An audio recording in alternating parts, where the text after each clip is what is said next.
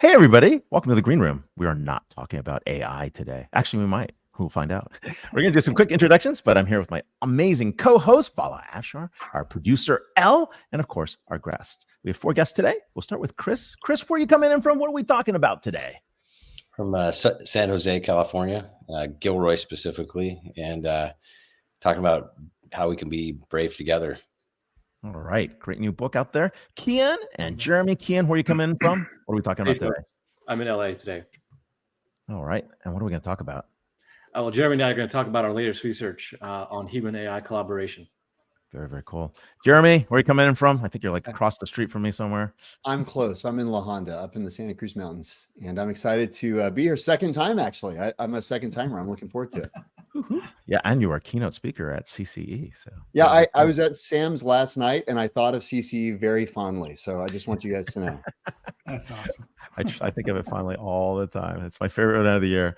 Yeah. Grant, where are you coming in from? Probably somewhere shabby. I don't know where. I'm in Sonoma, north of San Francisco today, in wine country, and we're going to be talking about scaling software as a service companies and artificial intelligence for finance folks. So very excited. Very, very cool. We are in the age of AI, and we'll hear more. All right, back to you, Elle, for the count. All right, 3, 2, 1.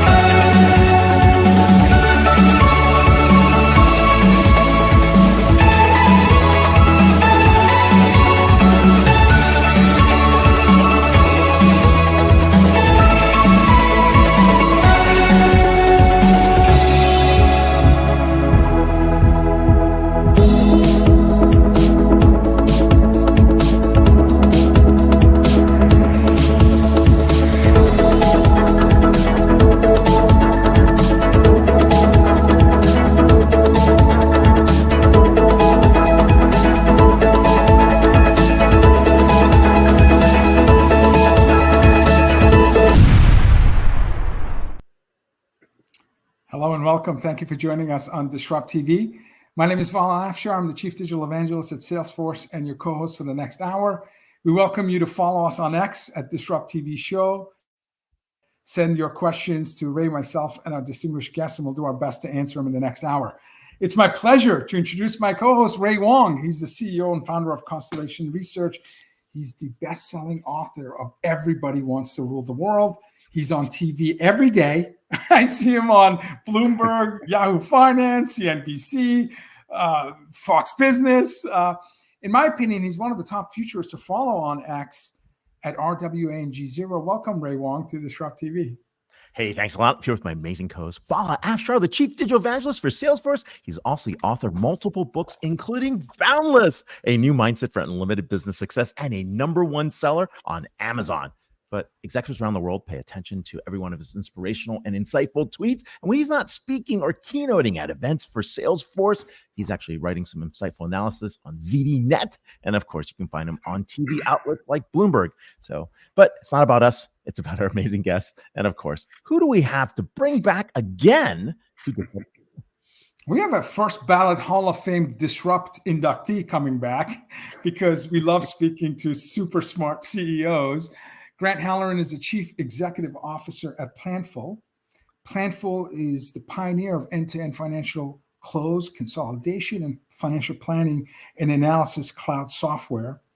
Grant has over 25 years of experience as a software executive, co-founding 3 SaaS businesses and holding leadership positions in companies that raised over $500 million of capital and created over $11 billion of enterprise value. You can follow Grant on both X and LinkedIn at Grant Halloran. Welcome back, Grant, to DisrupTV. Thanks so much. Awesome to be here, Vala and Ray. This is the first time I've been on with that really cool professional intro. Some pretty marquee people up there. So I'm humbled to have a chance to chat with you guys. Thank Hey, you. no Thank problem. you, Grant. We always come to you for insightful ideas, what's happening. You're sitting at the intersection between where startups are, where SaaS companies are headed, and more importantly, where AI now and finance are moving. Scaling a SaaS company is not easy, right? People make it look easy. We know there's a lot of sausage making in the background. Let's start there because we've talked to you about almost every other topic except for, hey, what do you do to scale up a SaaS company? And that's why we wanted to start there and share some of your insights and leadership principles. Yeah, I'm very happy to. Well, I think we could probably spend 10 or 20 hours on this topic. I'm sure your board does too, but and Vala probably has a million stories from the Salesforce history. But I want to zero in on one particular topic today, and that is that when you're scaling, and I'm really talking about companies that have probably reached that 50 million revenue mark, and before that. You know everybody. You can get by without a lot of formality in your processes, and you tend to be pretty quick. But once you get around 50 million, you're off to the races, and you're scaling that company, and you're trying to get out to hundreds of millions of dollars of revenue, and then beyond that. So you're in that scaling zone. What tends to happen at that point is things like committees start developing, and standard operating procedures, SOPs start getting created, and policy mandates. And the audience is probably listening to those words and cringing a little bit because they're very bureaucratic sounding. Okay, and they can tend to end up being bureaucratic. So let's firstly start with why do those things emerge? They emerge because, this is what I talk a lot about in my company, Planful, is the natural force of entropy, right? And I'm not talking about thermodynamics, entropy, second law of thermodynamics. I'm talking about any complex system will tend over time towards chaos. It's this entropic force that happens, right? So when companies start to implement, management starts to implement these bureaucratic sounding things, they're doing so from good intention. They're saying like, hey, we've got new folks coming in. They don't know how this is going to work. We need to make this standardized and repeatable. So it's starting from very good intention. You start to implement those things. Professional management comes in, and for a period of time, things start to work. This counterforce to entropy starts to feel good, right? There's less chaos. People feel good. Then the worst part starts to happen. When the really bad stuff happens. You get what's called busy work. You get made up jobs in companies, right? Look at Twitter. It's half the people there were like, what were these jobs doing? So, came along. You start to get little fiefdoms and politics develop. Decision velocity, your favorite subject, right? I mean, it declines very dramatically and quickly. And then the worst thing happens, and you'll often ask people, what was it like working in a certain company? And they'll say, I couldn't get a decision made. Right, so all of this stuff that happens. So this bureaucratic counterforce, goes so far as what Jeff Bezos calls stasis, the inevitable decline of companies down to their inevitable death. Okay, so it's pretty bad. It can get really bad. So what I want to suggest to people is that there is one thing that I believe pretty strongly is the counterforce to entropy and bureaucracy, right? And that is having a culture of why. And what this concept is, and we've enshrined this actually in our core values at our company, is around intention. And this is not only just about the permission to ask why are we doing something? Why have we always done something this way? It's an expectation that throughout the whole company, you can walk into any meeting and say, why are we doing this? Why do we do it that way? Why are we doing this project? Why are we building that product? And if you can't get absolute clarity and consistency in answers, and it's precise and quantifiable, that's not a very good why. Okay. Now, you're both very experienced guys who've been running companies and in management positions for a long time. How many times have you walked into a project that's 3 or 6 months down, since its inception, and you'll walk in and you'll sit around the room and you've kind of forgotten like what this thing is all about, but there's lots of people involved. You throw out the worst question that an executive can ask at that point, which is, hey guys, remind me why we're doing this. And what happens, you get a lot of awkward body language. You get, Massively people sort of awkward, looking at each other and so on and so forth. And that's just a sort of nice little illustration of what I'm talking about.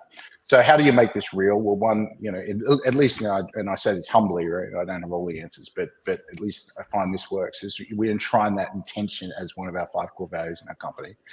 And we teach our teams to think about it fairly methodically, right? So anyone's allowed to ask and expected to ask why. If you're not clear about why we're doing something, you stop the meeting and you say, guys, I don't pull up the why reason again.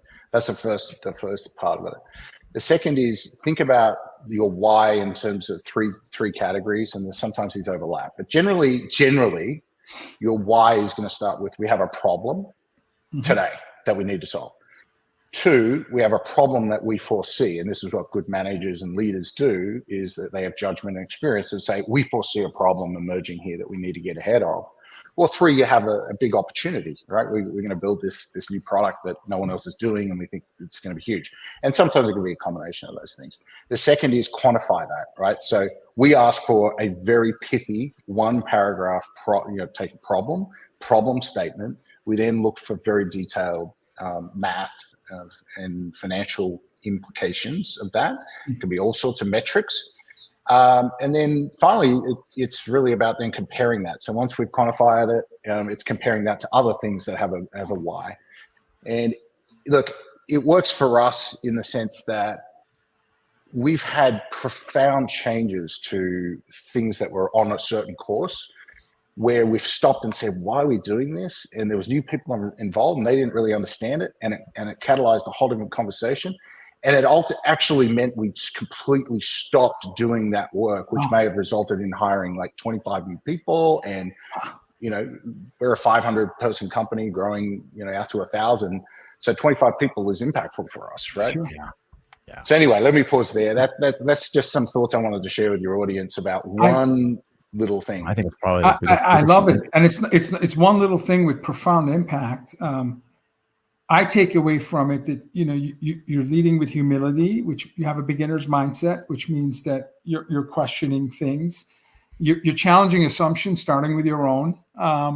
You have a safe space for that to happen. Yes, I've worked in places where if somebody asked a why, it could have been a career limiting question, especially if lots of energy and expenses had gone into said project.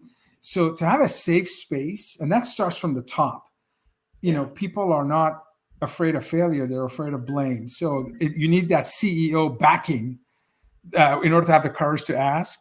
Exactly. And I just listened to the CEO of the 3rd most valuable company on earth, and Jensen said he doesn't have one-on-one meetings. Yeah, I love that. He has meetings with all his direct reports. Yeah. That's I had not really heard about at that level someone who probably has 8 to 10 direct reports not having one-on-one meeting. And he explained, like, look, if we're going to practice radical transparency, I don't want to have a conversation in a silo with one of my direct reports and not have all the other direct reports benefit from the wisdom, the discussions, the questioning of the why that might happen. So anyway, it was stunning for me. It was a revelation. I hadn't heard that, and now I know 2 CEOs. You're in good company, by the way. You're in good company. One-on-ones become these unstoppable time wasters in companies. If you cascade it through all the management layers in a company, and everyone's having all these one-on-ones, and they have it doing 10, 15 hours a week of one-on-ones, and they just keep going through the same stuff. This is what I call busy work. Yeah. Right. There's just it lacks intention. It lacks, precision around what exactly. So, I think Jensen nailed it when he said, look, these are super accomplished people. Like, I don't need to sit with them and, every week and ask us. Like, we're interacting daily. Yeah. Right. That's it. We're interacting daily. They're messaging me. They're calling me like, hey, what do you think of this? And, that's the way it should be. And then, of course, once a month, I'd have lunch or dinner with an executive and catch up on what's going on. But it's a lot of it is just these, breaking down like what really works and sort of demystifying these things and trying to stay true to sort of like the innovation and disruption mindset that that you need to have in our technology industry, and it's hard to do as you scale. So here's just one idea of how you can Sure. try to do Now that. let's continue with that innovation and disruption and stay with the theme of scaling. Your thoughts on AI helping, hurting, or having no impact on scaling a business, and specifically its impact on the financial industry? Yeah, look, it's massive. I'm sorry to pile on all of the hype here, but we've been around this game for a while, guys, and often what I'll tell folks is the hype cycle in technology is very real, and we've seen it before.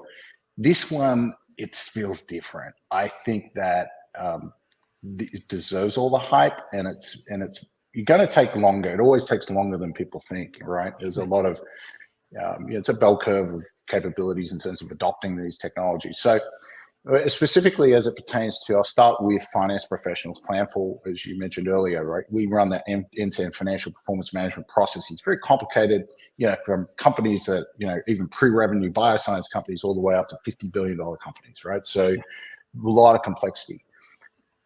It's massive for finance and accounting professionals for a couple of reasons.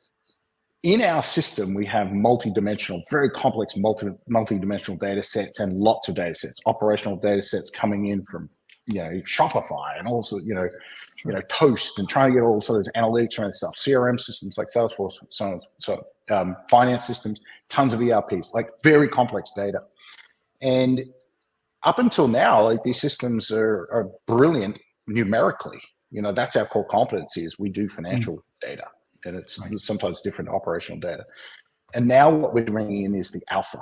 So we're creating an alpha numerical system. So if I focus just on language models and the extensive capabilities they're going to bring, the alpha aspects of running finance have hitherto had to happen outside of the system. We're just really good at crunching all the numbers and getting the numbers in the right form at the right time for people. But telling a story around that data or creating an explanation or a narrative, that involves language, and finance folks have had to do that. So we can definitely augment that now. That's what we're working on. I love it for finance for two reasons, and I'm being a little selfish as a CEO here, is it's really hard to do. And I love doing really hard things because it acts as a market differentiator, a further differentiator from competition. So the hardest things to do are the things that I get super attracted to. And it's really hard for a couple of reasons. One, most of the insight, when you're looking at a financial statement, most of the insight is there are millions of intersectional numbers that make up those calculated values. So most of the insight's actually way below the sort of surface level of the spreadsheet that you might end up with. So that's going to be really hard to get inference and judgment from AI around.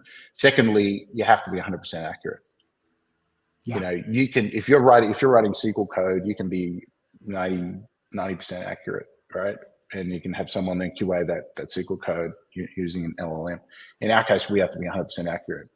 This is why it'll take a little bit longer, because even though the capabilities will come out, the trust to get the market en masse to trust it, people can go to jail if they get their financial numbers wrong. So it's a big challenge and exciting one. Ray, I can't hear you. I was going to say, Grant, we definitely see that. And I think one of the big things is really that, with generative AI, 1 + 1 doesn't always equal 3. And so, in a probabilistic model, that's an issue, right? But in a deterministic world, right, as you're doing planning, you're going to use a different set of AI approaches that we often see that come out there.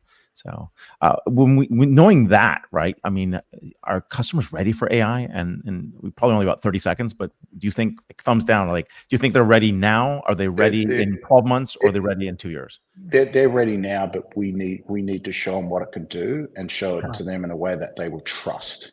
Okay, so we're going to keep the human in the loop, and we're going to execute this in a way that they can't get in trouble with it. Therein lies the art. So this is fun. This is fun stuff. Very, very much so. We're here with Grant Halloran, CEO of Planful. You can follow him on X at Grant Halloran. And we've been talking about some leadership principles, which are really important in terms of scaling a SaaS company. And of course, a little bit about AI, of course. So thanks for being on the show, and happy Friday, Grant. Great Thank you, Grant. Thank you. Cheers. Ciao. Thank you for coming back. Definite first ballot Hall of Fame. I really enjoyed his shared wisdom. Speaking of shared wisdom, we have a guest who's back on Disrupt. In fact, his book was named Disrupt 2023 Top Book. We have Jeremy Utley, author of Ideaflow, and Kian Gohar, founder and CEO of Geolab. Jeremy is an adjunct professor at Stanford University, co-author of Ideaflow, the only business metric that matters, the Thinkers 50 top innovation leader, a general partner at Freespin Capital. He's host of several podcasts, including Beyond and Prompt. Jeremy has had the privilege of teaching nearly 1 million students, Ray, worldwide. In fact, he's earned multiple times favorite professor distinction, which I bet is his favorite award. Many Stanford students. Yeah, I love that. Many Stanford I bet that's his favorite award. His blend of deep expertise, sharp thinking, and penetrating insights have earned him reputation of a go-to advisor to CEOs of startups and large enterprise. His current research passion is helping individuals and organizations accelerate their comfort, as Grant was speaking, and confidence with generative AI. You can follow Jeremy at Jeremy Utley. Welcome back, Jeremy, to DisrupTV. Thanks for having me. Glad to be here. And congrats on your 2023 top book. My mom only buys book if it's DisrupTV recommended. So you got to tell her I'm ready for her feedback. I'm ready for her hard-hitting questions. Let's go. Yeah, be careful. She's got very opinionated. Kian Gohar is founder CEO of Geolab. Kian is Wall Street Journal best-selling author. We only have best-selling authors come on the show, competing in a new world of work. He's a keynote speaker. He's a futurist. He inspires organizations to build exponential teams to thrive in a world of hybrid work. Kian's a founder of Geolab, an innovation research and leadership development firm focused on coaching, strategy, and design. He's a former executive director at XPRIZE Foundation and Singularity University. Kian coached leadership teams of dozens of Fortune 500 companies, unicorns, and startups on disruptive innovation and exponential technologies.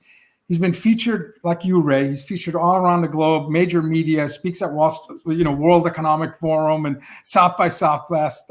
He's an incredible thought leader. You can follow him on Twitter at From the KGB. That's pretty awesome. Welcome, Kian, to DisrupTV. Thanks so much, Vala and Ray. It's great to be here with you guys. This is a top secret briefing. So I'm sitting here looking at HBR and I'm looking at the study and I'm talking like AI fluency. And I'm like, this is great. I mean, what is going on? Do you speak fluent AI? And I'm thinking like, okay, who came up with this? And of course it was you too. So talk a little bit about this study. And it's definitely an HBR and people are definitely talking about it too, and some of the insights. So let's start there. So Kian. Yeah, so our work involves training teams to solve complex problems through collaboration and innovation. And when ChatGPT became publicly available in November of 22, we saw AI as a new toolkit for teams to use, but we just didn't know how effective it was going to be.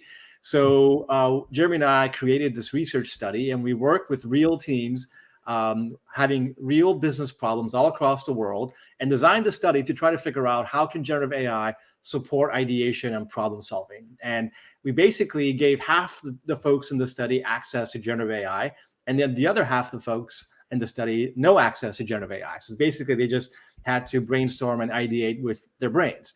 And yeah, crazy idea, right? Human thinking. And we were really interested in measuring two things: the number of ideas that teams came up with. Did it differ between those who had AI and didn't have AI, and also the quality of ideas. And let me turn it over to Jeremy to kind of share what we learned, because we had some really contrarian and unexpected learnings. Well, I would put it to Ray and Vala as well. I mean, what's your expectation, right? If the question is, do teams that have AI assistants generate more ideas? What do you say? I would think it would be true. We would assume that this would be better. And do they and not just more, but better? The first question was more. The second question is, what's the variation? Higher variation, lower variation? What do you think? I would think it'd be lower variation, more consistent, and more insightful. My guess is both Ray and I would be dead wrong. Yes, I know. We were too. I mean, Vala, your humility is. We were as well. I mean, both Kian and I think we set out on this study thinking we were studying how much better are AI assisted teams? That was kind of the subtext of the study. And as the results started pouring in, even from the first, we studied many teams in both the US and in Europe. And as the results started pouring in, we started thinking, wait, oh no, surely there's something wrong with the data. And then it was almost quickly, sample error. Oh, yes, right? Because what we found was AI assisted teams actually didn't outperform their unassisted counterparts. And furthermore, often they actually underperformed, meaning they had less ideas and they had less good ideas. And so we started digging into why that is. And it won't surprise you to discover, because I'm a super nerd, there's a cognitive bias at play, not a technology problem, but actually a human cognitive bias at play that's both predictable and preventable. But when it's left unchecked, rather than kind of unleashing human teams, AI actually amplifies their human cognitive bias. This is a must-read article for all business leaders. It's titled, "Don't Let Gen AI Limit Your Team's Creativity." It's, you're talking 60 employees in multiple companies on each side of the pond. Kian said generative AI helped workers avoid awful ideas, but it also led to more average ideas. And the one thing that I found interesting in the research was that the folks that were using generative AI were highly confident in their work. In fact, by a factor of 21% difference in terms of confidence. But when the grades came out in terms of, are these good ideas or ideas we're going to punt, if the grades showed that that much of that confidence was misplaced. Mm-hmm.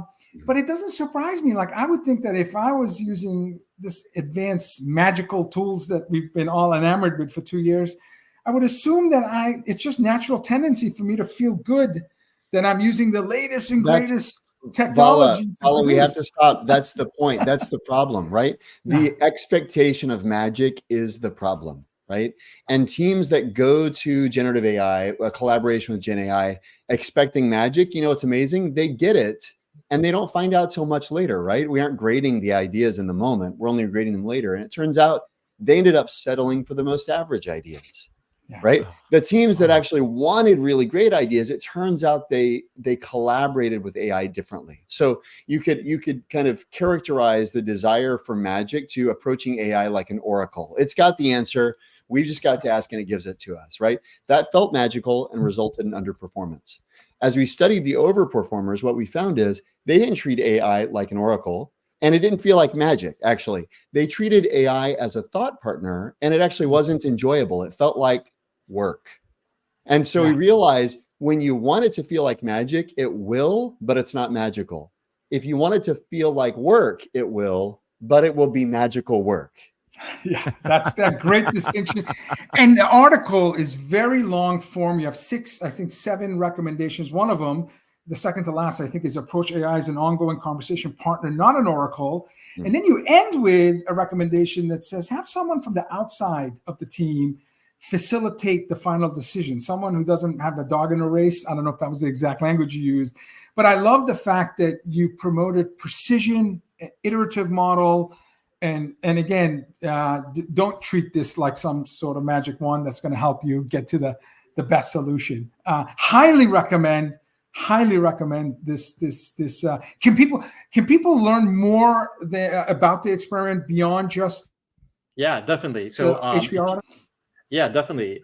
We have a website that has all of our best practices on how to develop team skills on using generative AI for problem solving.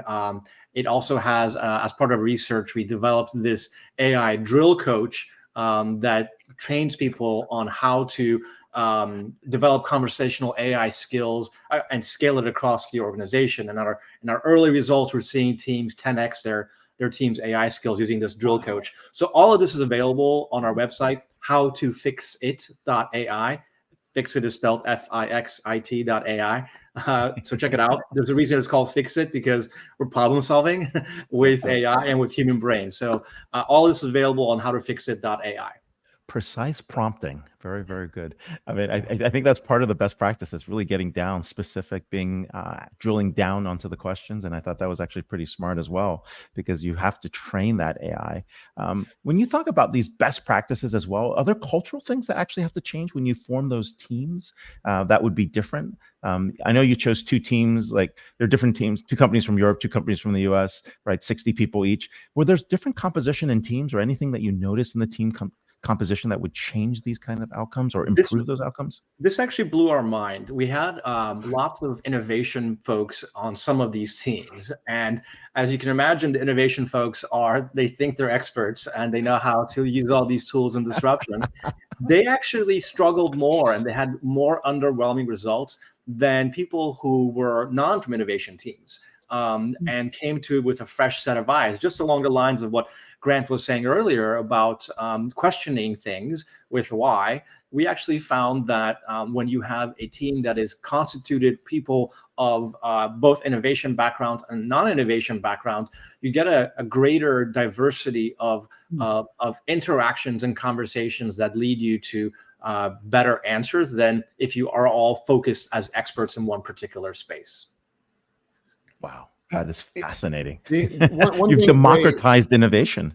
You take the innovation folks out and you've democratized innovation so that everyone can participate. Well, and Ray, one thing that we're seeing is, I think right now we're still at the stage where AI is considered tech, and tech people are the ones who kind of naturally gravitate towards it. Coders gravitate towards it because it's in text and it's actually pretty good at parsing and things like that. But the truth is, coders aren't the best users of generative AI. It turns out people who can talk to people are the best users of generative AI. And so there's kind of a renaissance of, call it liberal arts thinking and ways of acting and interacting. So if you're only having technology people, we would say you aren't bringing the right skill set to the table for collaboration with generative AI, because what it takes is a conversational ability. Think about managing someone. What we saw these teams who treat AI like an oracle do is they give it a prompt and then they get an answer and they go, that's pretty good. Let's just go with that. But we would say you wouldn't treat an intern like that, right? If you had a Harvard MBA intern come in for the summer, you wouldn't give them. We don't know any Harvard MBAs here in this room at all, do we? None. That's why I use this. Totally random, right? But if you brought them in for the summer, you don't give them a line of instruction or even a paragraph instruction and then send them off for a few weeks. You're coaching them, you're supervising, you're giving input, you're giving guidance, right? And but that requires a managerial skill. It requires a human skill. And thinking about AI, I realize that there's dangers to anthropomorphizing AI. Thinking about AI more like another person and less like a technology is very valuable. And if you think about it as a conversational skill that you're actually building over time, that's really critical. We would say that the primary measure most leaders should be paying attention to right now is what percentage of my workforce feels comfortable or confident leveraging this technology. Right now, the predominant sentiment is fear. And what we're hoping to do through our drill coaching and other advising is move people from, and even through the article, right? Move people from fear through familiar and fluent, ultimately to having fun. The kind of the best case users that we are interacting with in the world as they're employing AI in organizations, they report to us that they're regularly giggling at what AI is doing. And we'd say, if you aren't regularly giggling, you aren't nearly fluent enough. So from fear to fun. I giggle when I'm with Ray. It's all the time. And to your point, Vala, sometimes you need that external facilitator who doesn't have a dog in the race to help encourage that giggling to take place and to create that space. And so that was really insightful, is that sometimes you need somebody external to help you do that, to get you to that giggling. And if you're not involving more people into the space, what you're missing is that diversity of thought, right? You're not getting all the other inputs that are there. Oh, Vala, sorry, go ahead. No, I'm just at the macro level. If we all, and I don't know if we all agree, but if we all agree that we're on a journey where it's not human-led machine assist, but perhaps in the near future, machine-led human assist, at least in certain functions. So the dominant logic that we have to overcome is trusting, like, will interns and co-ops 10 years from now have a digital manager because their work is tactical in nature. It's not operational or strategic. It's very systematic. It's very deterministic in nature. So why not grade their performance with a very smart assistant? But would you work for a company where your manager at entry level was an algorithm? I feel, Vala, respectfully, I would say, well, I'll tell a story, and it will hopefully make the point that I'm trying to make. Kian and I, just last week, we were working with a multi-billion-dollar company, helping them assess the landscape of possibilities for, call it, AI-powered initiatives, whether it's maybe automating workflows or driving revenue or entering new markets. We were doing a very broad landscape analysis before we then led them through a prioritization activity where we helped them kind of think about making the business case for resourcing experiments, okay? The end point of this particular session was the 10 senior leaders there responsible for major lines of business. Their job is to submit a memo to the general manager of this significant business unit over the course of the weekend. So we get everybody to the point that they all know what they want to propose and why, and then we've given them a construct to think about how to propose that. By the way, of course, in collaboration with AI. And at the end of the session, we handed it to the general manager for any closing remarks. And he said what sounded responsibly, he said the following: folks, when you send me your memos, don't worry. I'm not going to let ChatGPT read them. I'm going to be reading them and making decisions. And I said, I'm sorry, hang on one second. And that's similar to what you just said, Vala. And I said, hang on one second. Would you continue to see a radiologist who told you, don't worry, I'm the only person who's going to read your scans. I'm not going to let an AI look at your scans at all. I said, I think you'd run for the hills, right? I think what you meant to say was, of course, I'm going to look at the scans. Of course, I'm going to read the memos. And in order to check my own human bias and to flag anything I might have missed and to get a broader perspective than the one that I can bring to them, I'm going to leverage every technology available to me to make sure that we're making the right decisions. And I think that we have a fundamental suspicion that, going back to the premise of your question, Vala, do you want to work in a company where your manager is an AI? I think right now our fundamental assumption is that's a bad thing. What if, though? I mean, what we know is patient outcomes. Actually, patients prefer AI bedside manner to human doctor bedside manner. What if the world is your AI boss is more compassionate, more empathetic, more understanding, more mindful of your career goals? Like, do you want to work for a better boss? I think is the question, whether they're an AI boss or not. But when you lead with the kind of dystopian sci-fi premise, of course, everybody goes no. But that, to me, it's somewhat akin to a well-intentioned business manager saying, don't worry, I'm not going to let AI read these memos. I go, actually, that's why I'm worried. I want AI to complement. It's learning from the 360-degree feedback. If the late former Clay Christensen, you mentioned Harvard, I think about Innovator's Dilemma and all his amazing work. Is the job to be done for you and Kian to humanize AI so people are more comfortable, more optimistic, more eager, more competent? I think what's going to happen in the near future is that technology is going to just become more conversational, like we have conversations right now.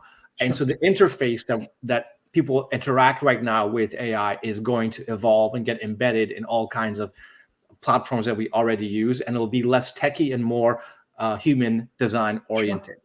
According to Naval Ravikant, he says there won't be a UI. Right. AI means no UI. Yeah. Here's the point that I want to pick up on Jeremy's about the AI manager. I actually deeply believe that, yes, AI will automate some tasks. It's going to free up time for us to focus on other things that are really the heart and soul of human relationships at work, like collaboration and creativity and communication. I actually think AI will be managing some tasks in the future, but human managers, if you're not good at those core skills of communication and translation and collaboration, you will not become a manager in the future. That I think is critical shift in how managers are going to evolve in the very near future with AI. Yeah. Where and when you insert a human is going to be just as important as how you build for machine scale in a human age. So it's going to be pretty crazy. We could talk to you two for another few hours, including Grant, and I'm sure our next guest, Chris. So clearly we need to advise ChatGPT and how do we invite big brains to our show. There you go. He's got it. He's got it going. Yeah. Yeah. Oh my God, that was the fastest 20 minutes I've had all week. Holy smokes. Okay, sorry, Ray. Go ahead. No. Hey, thank you very much. We're here with Jeremy Utley, author of Ideaflow, and Kian Gohar, founder and CEO at Geolab. And you can follow him on X at Jeremy Utley and on X at From the KGB. So please thanks a read lot the for being on the show. research. Happy Friday. Thank you. And we will have to lunch soon. So thank you. The research, the Harvard Business Review article, again, long form article, absolutely amazing and counterintuitive, totally counterintuitive. Okay, this is the cleanup hitter spot. For those of you who follow baseball, we bring a big brain and he or she hits a grand slam, and there's no exception here. We are here with Chris Deaver, co-author of Brave Together. All these things we've been talking about, by the way, in terms of co-creation and creativity and machines and humans, we got to do this together. His new book, Brave Together, Lead by Design, Spark Creativity, and Shape the Future with the Power of Co-Creation. And Ray and I are eager to understand definition of co-creation. Chris is founder of Brave Core, a leadership consultancy that helps leaders be more creative and creatives be better leaders. We need both. Chris has influenced Fortune 500s from the inside, including small companies like, Apple, Disney, creating breakthrough content like Different Together and Collaboration by Design, and inspiring teams shaping iProducts and Star Wars experiences. Chris's clients include, again, Fortune 500 companies, including Amazon, Google, Microsoft, Coca-Cola, LinkedIn, Nike, again, companies we all know. Chris is co-host of the popular podcast Lead with a Question. He's also co-founded startups and mentored networks with Stephen Covey, the great author of The 8 Habits. Welcome, Chris, to DisrupTV. Thank you so much, Vala and Ray. It's great to be here. And no pressure. I've got Grand Slam, I guess, on my mind, and I'm thinking more Kirk Gibson. I'm just hobbling to the plate. Yeah. Oh, that was one of the greatest at bats of all time. What are you talking about? Wow, sure. That's awesome. Yeah. Oh my. Well, my brother and I had a bet going. He was going for the A's, and I was going for the Dodgers, and that was clutch. That was he's limping to the plate, and he hits the winning home run. That's stunning. Yeah. I'll never forget that. Yeah, absolutely. Yeah. So thanks for inviting me, and it's great to be here with you both, and love the conversation. I'm excited for it. So yeah. Thank you, Chris. Well, hey, it's an important point. Co-creation. You don't do it on your own. And why is it so hot right now? Why do people need to embrace co-creation? Well, I think going back to, just what we were just talking about, people feel like they're kind of hobbling to the plate a bit after COVID. I think, right? There's a lot of dynamics that are happening, big shifts. People are more interested in having a human experience, right, with work. They're facing cultures that they're inviting to their homes, right, in a hybrid world, right, that has shifted their experience. And so I think there's a lot of expectations that have risen about the experience with a manager or a leader. We were just talking about that, the human side of, right, what people expect. And I think we're seeing just a lot of opportunity to unlock the human potential and turn it into kinetic energy, more than we've ever seen before. So Apple reaches out to you. Apple, comes and says, Chris, come and help tweak, change, optimize our culture. Let us go from think different to different together, given the spirit of co-creation. How do you do this? How do you walk into one of the most successful companies on earth, one of the most valuable companies on earth, one of the most revered companies on earth, and help them tweak their culture so they could co-create even more than in the past? Yeah, absolutely. So the question I was posed by the leadership when I was hired was, hey, we've got 70% of the people that are been here 5 years or less, right, that are new to Apple. And, we can't teach them Apple fast enough. Apple's a culture that's definitive, right? Like a Nike or other, it's iconic. And, I took that question to mean, how do we take and amplify what's great already, right? Which is think different. We're good at innovation. But the thing that was the challenge was, how does this all come together? And how do we not just work vertically, but work horizontally and connect dots and amplify? And, Apple was doing some of that. We just thought, well, let's heat map this and find those spots that we're doing it in the best way. And one of those was the camera team. that does all the camera technologies, right? And they had actually created a camera brain trust in the spirit of what Pixar, had done. And Ed Catmull in his book Creativity Inc., he talks about the power of brain trust. And being at Disney before that, I had the chance to interact some with him and infuse the Pixar principles into Disney. And these businesses that were pretty static, they would transform and go 3 or 4x year over year. Their engagement scores with customers would go up to 60 to 90%. And we just saw power in those principles of brain trust. And so at Apple, it was, well, let's take this that's working great in these camera teams.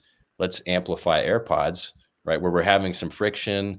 There's challenges around how collaboration happens. A lot of people were so siloed, right? Where you get these teams that are interacting in the 11th hour, right? And they're doing 6-hour dailies and people are burned out. And then we're asking the question in postmortems, like, why don't we just back into this? And why aren't you connecting with some regularity? The camera brain trust team, what they would do is they have a standing cross staff meeting, right? Key people from hardware, software, operations, maybe retail would drop in, are coming together, and it's zero ego, building, no ego, and building blocks on the table, total transparency around, hey, here's where we're at, here's what we need. And that cross staff would be repeated every week. And so you get that rhythm of consistency and this muscle memory that's just built in, where they are fully optimized, right, as a brain trust. And you get cameras that do what they do. And then AirPods, we infused it with them, and turned into a $24 billion business relatively overnight, or seemingly. But I mean, there's a lot of work that went into it. But AirPods Pro, as we iterated, it just got better and better. Then we brought it to iPhone, and that was an incredible experience. Going, iPhone 10 was a big leap at the time. Shrinking the antenna and increasing the band, the number of bands that you could do. So it was just amazing to see the cultural spirit of that. Think Different was a very a big stake in the ground about who Apple is fundamentally as their identity. Different together. And there's a great video Jaws and his team put together in marketing called Join Us, Be You. And it's on the Apple site. This was the spirit of Different Together. And it's an ode. It's actually a woman's voice. And it's amazing, like the little animation for this. So you have to check it out. It's like a 1.5 minute long video. But it's all about, let's bring people in, let's connect. We can have the full variety of our identity as thinking different and our innovation. And then we can also have the full strength of unity, right? Bringing it all together. That's amazing. That's it. Chris, you're putting a dent in the universe together. That's awesome. Just listening to you, I'm like, this guy's got the best job. He works with the greatest inventors, greatest companies, and helps them co-create value. That's awesome. It's a dream. It must be. Go ahead, Ray. It must be.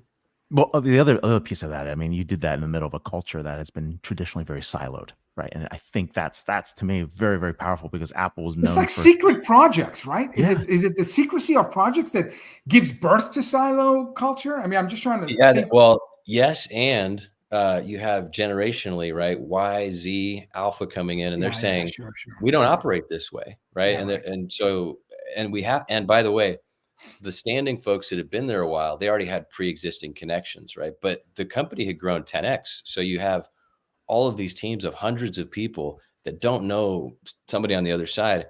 And they're saying, I don't even know how to operate in a world where I don't want to end up, fired or in jail in 3 or 4 months for saying something technically that I wasn't supposed to say. And so that was part of the program. Part of that initiative, part of that work was to say, let's build some language around this, right? You guys flattened the culture that never was flattened like that before. And that's very, very powerful. My question to you is, like, you've coached people like Tim Cook, you've coached people like Michael Dell. Those are very different organizations. So how does having a co-creative culture and collaboration culture work in those types of organizations? Let's take Dell, for example, which is a very, very different company culturally than Apple. Yeah, and they've evolved too. I mean, to be fair, but when I look back, when I got there, it was like the sky was falling. There was, layoffs every 6 months.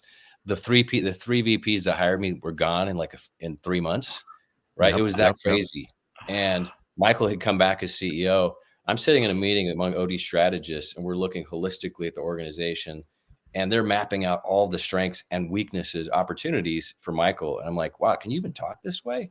But it was exciting because the challenge on the table was, how do we take this to the next level? How do we rethink?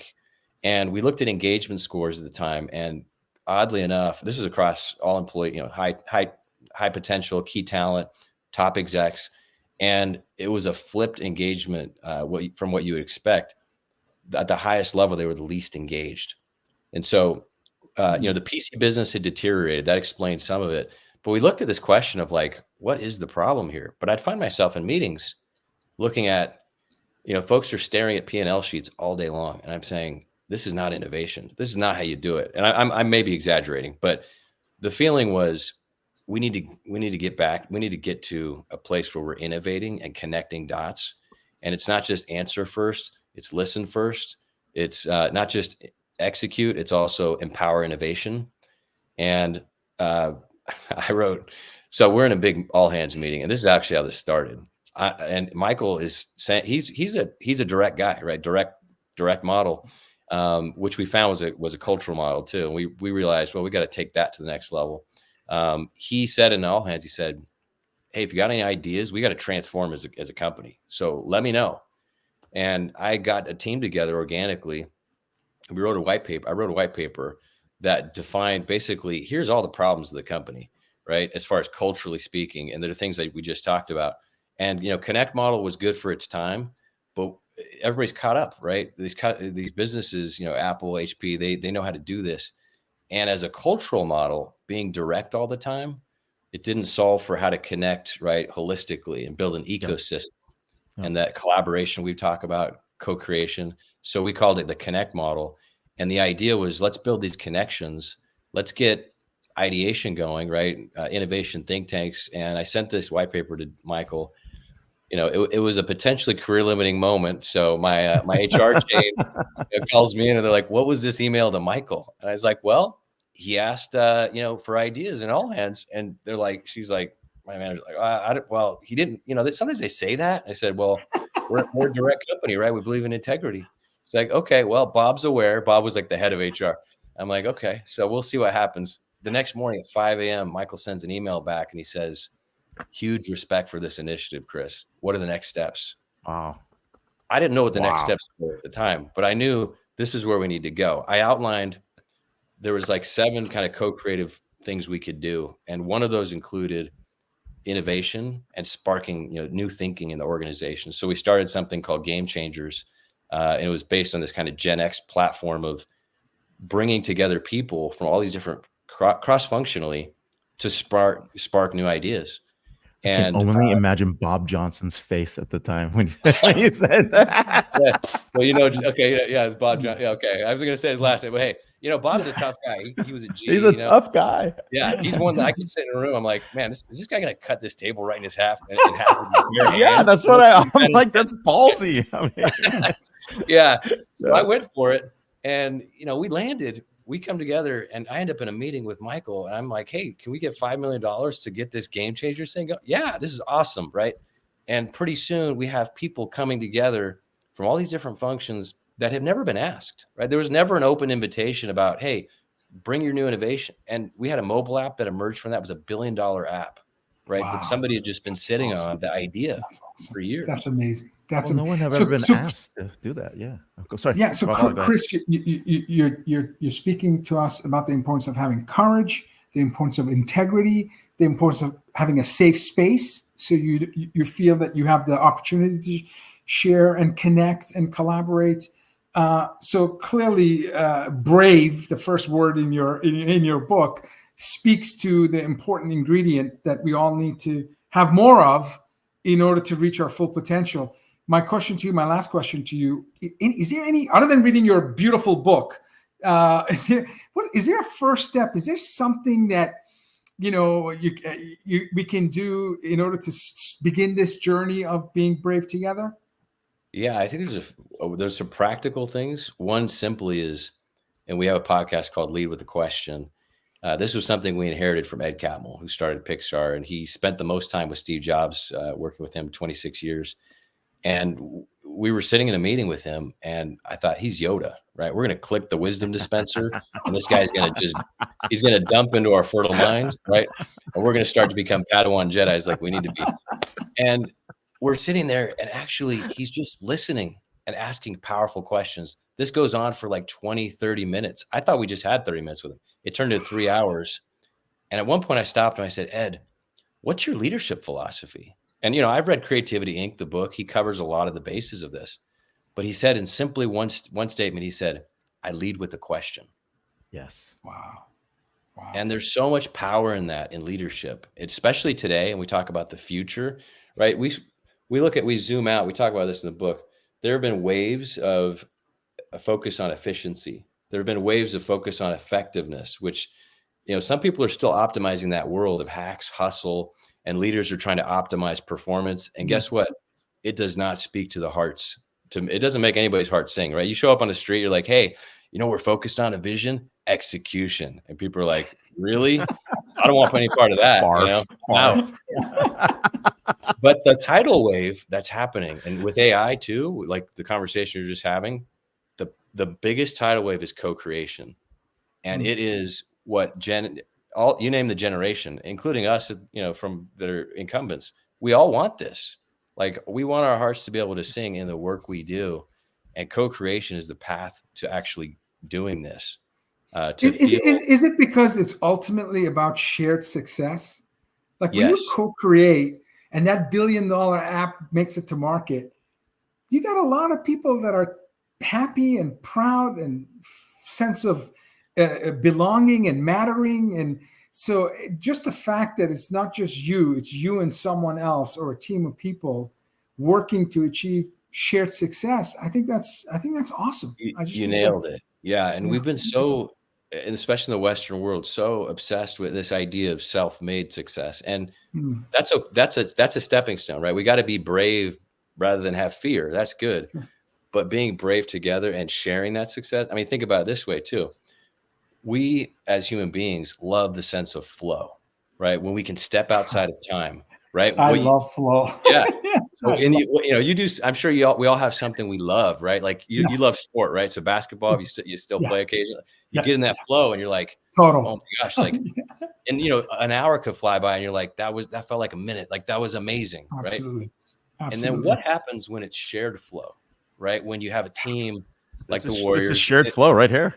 Yeah, it is. Right? It is. We're this feeling past it, right? hour, I've been in a flow state because as our guests are talking, I'm like, we could be talking to Chris for another hour. Right. Like, it's been the fastest hour of my week because smart people like you pull us into your flow of knowledge and dump these golden nuggets of wisdom on us. And, and Ray and I, we take pride in. We have front row seat. And asking a lot of guys, I'm taking a lot of your time with my commentary. But anyway, I love flow. Well, it's the best feeling. It's like the best feeling in the world, right? And then with people you love. And then the question is this, is quite simply this. When was the last time, and we could ask ourselves, that you felt that it work, right? In a meeting, in a conversation. Yeah. And why? And here's a what if. What if you could feel that every time you're in a meeting, every time you're working with your team? I'll tell you what, we did this with a session with a tech company out here, and they're like, planning an 8-hour Zoom meeting. You can imagine, right? This is like offsite, but on virtual. And I'll tell you what, we did 3 activities that were all about shared flow. By the end of the 8 hours, people were so amped, and it was all just pure energy. It was like perpetual motion. They're like, can we stay on? This is amazing. Right. And how is that possible? 8 hours of Zoom? Right. But 8 hours of Zoom. Wow. You have a superpower, man. That's awesome. That's awesome. Well, everybody has it. Everybody has this, right? We talk about safe space is good. And we wrote a big think article about this, about brave space. Is how do we create this space where we're sharing at that level and we're stepping outside of time? And that's what co-creation is. And the thing is all the best brands, all the best companies we know of have been doing this for years, right? For decades even. And they're at the top, right? You talk about Apple, Microsoft, now NVIDIA, like they have the building blocks of culture, of shared wisdom, deep empathy. They're powered by principles, and they're co-creating all the time. This has been wonderful. Amazing. Everyone should check out the Amazing. book. Amazing. Brave Together came out December 5th. It's going to be a perennial favorite. Check it out. Lead by Design, Start Creativity, and Shape the Future with the Power of Co-Creation. Chris, thanks for being on the show, and happy Friday. Grand slam, Chris. That was Thanks awesome. so much, Vala. Yeah, thank you, Grand Ray. slam. See you in the green room. Thank you. Thanks. Or I'll hobble back off. That was awesome. That's like Ortiz, bottom of the 13th, beating the Yankees to come back from an 0-3 deficit to win the World Series. That was that performance. Big Pappy Chris is what I'm going to call him from now on. Big Pappy Ray, Chris. The funny thing is, and Chris reminds us, flow is all around us. We just come up with creative ways of disrupting it. And it's amazing to have an incredible CEO like Grant and two incredible CEOs and academic all-stars reminding us that humanizing technology is really important in order for us to get rid of our dominant logic and really use the tools we need to be successful. Ray, come on, close it for us. What's the big takeaway for you? You too can be Chris Evans. No, just kidding. So yeah, no, I mean, look, we're entering a new age, and this is the important piece. We're in the age of AI. We're going to have to learn how to work differently. We're going to learn how to actually build different types of business models. We're going to have to lead differently. We're going to have to co-create differently. And more importantly, we're going to have to figure out how we actually work with each other to actually create those new types of ideas. I think the important piece is we're operating at machine scale, and we actually have to, think about humanity operating in machine scale. How do you actually humanize that AI piece? But I think the most important thing here is actually companies that are actually using AI have to look at it this way. When refrigerators were being invented, people thought refrigerator companies were going to lead, they're going to kick butt, those are the place to go. It's the companies that actually built business models around refrigeration that kicked butt and took everything. And that was Coca-Cola and that was Pepsi. They did so much better than those other companies. The next set of companies are going to co-create and build on AI business models that are going to actually operate differently, look differently, think differently, and actually, perform much more exponentially differently than everyone else. And that's where we're headed. And I think these tools here today and these conversations can help people get there. Beautiful summary. Thank you to our guests who expanded our minds. And next week, we have Jeremy Kubicek, co-author of Communication Code, Unlock Every Relationship, One Conversation at a Time. We had a guest cancel next week. So if you want to recommend to Ray and I this weekend who you'd like for us to bring, we can be fast. But we need it by Monday. So we need it by Monday. It was a legendary guest.